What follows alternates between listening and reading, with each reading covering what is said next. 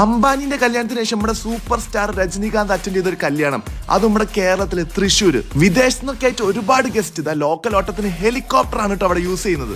ദുബായിലൊക്കെ നല്ല ഉന്നത പദവിയിലിരിക്കുന്ന ആൾക്കാരും നാട്ടിലെ പ്രമുഖരും രാഷ്ട്രീയ പാർട്ടിക്കാരും സിനിമാക്കാരും എല്ലാം പങ്കെടുത്തൊരു കല്യാണം.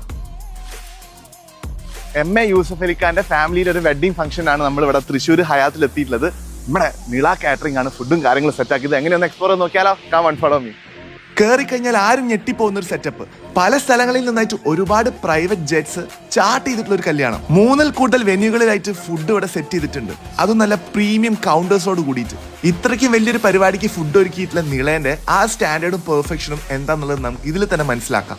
വന്നിട്ടുള്ള എല്ലാ ഗസ്റ്റിനും പ്രാധാന്യം കൊടുത്തുകൊണ്ട് യൂസഫ് അലിക്ക മുമ്പ് തന്നെ എല്ലാവരും വെൽക്കം ചെയ്യുന്നുണ്ടായിരുന്നു. ഇന്നിപ്പോ ഹയാത്തിൽ നടക്കുന്ന ഈ ഒരു പ്രോഗ്രാം 3ാമത്തെ ദിവസത്തെ ഇവന്റ് ആണ്. പരിപാടിക്ക് നമ്മുടെ എക്സ് ഇന്ത്യൻ പ്രസിഡന്റ് വരെ ഉണ്ടായിരുന്നു. ഒരുവിധം എല്ലാ ബിസിനസ് മാനെയും നമുക്ക് ഇവിടെ കാണാൻ പറ്റും. താജ്മഹൽ മോഡലിൽ ഞെട്ടിപ്പിക്കുന്ന രീതിയിലാണ് കൗണ്ടേഴ്സ് ഒക്കെ സെറ്റ് ആക്കിയിട്ടുള്ളത്. ലുലുവായിട്ട് 2004 മുതലാണ് റിലേഷൻ വന്നിട്ടുള്ളത്. അദ്ദേഹത്തിന്റെ 2ാമത്തെ മോളുടെ കല്യാണം ലുലു കൺവെൻഷന്റെ ഇനോഗ്രേഷനും കൂടിയിട്ട് അന്ന് തന്നെ നമുക്ക് 10-30,000 ആളുടെ, അന്ന് നമ്മളും ശരിക്കും ചെറുതാണ്, പക്ഷെ മൂപ്പര് എവിടുന്ന് അറിഞ്ഞിട്ട് നമ്മളെ തന്നെ അത് വിശ്വാസത്തോടുകൂടി ഏൽപ്പിച്ചു.